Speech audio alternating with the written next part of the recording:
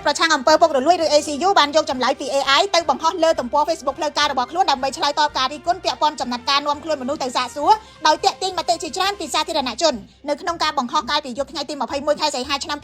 2026មន្ត្រីដែលហៅខ្លួនឯងថាជាមន្ត្រី ACU ចំនួន Gen Z បានសរសេរថាក្រោយមានការបង្ហោះចោទថា ACU ស្ថិតក្នុងប្រទេសផ្ដាច់ការខ្លួនបានទៅសួរ AI ថាបើអ្នកជា ACU តើគួរបកស្រាយយ៉ាងដូចម្តេចចម្លើយរបស់ AI អះអាងថា ACU អនុវត្តការងារតាមគោលការណ៍នីតិរដ្ឋមិនមែនជាការផ្ដាច់ការចម្លើយនេះត្រូវបានមន្ត្រីរូបនេះបង្ហោះបន្ត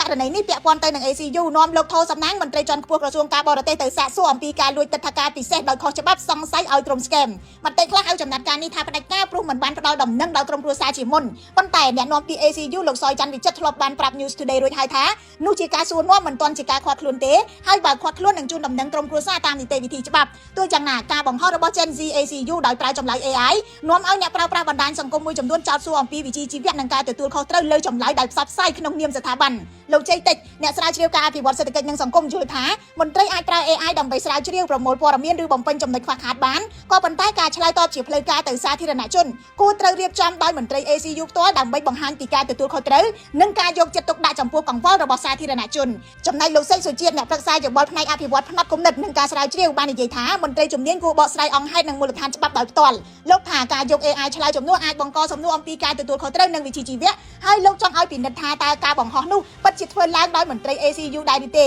News Today បានតាក់ទងអ្នកនាំពី ACU លោកសយច័ន្ទវិចិត្រដើម្បីសុំការឆ្លើយតបជុំវិញការលើកឡើងនេះប៉ុន្តែគិតត្រឹមពេលចេញផ្សាយមិនទាន់ទទួលបានការឆ្លើយតបនៅឡើយខ្ញុំរស់សុធាពី News Today NTTV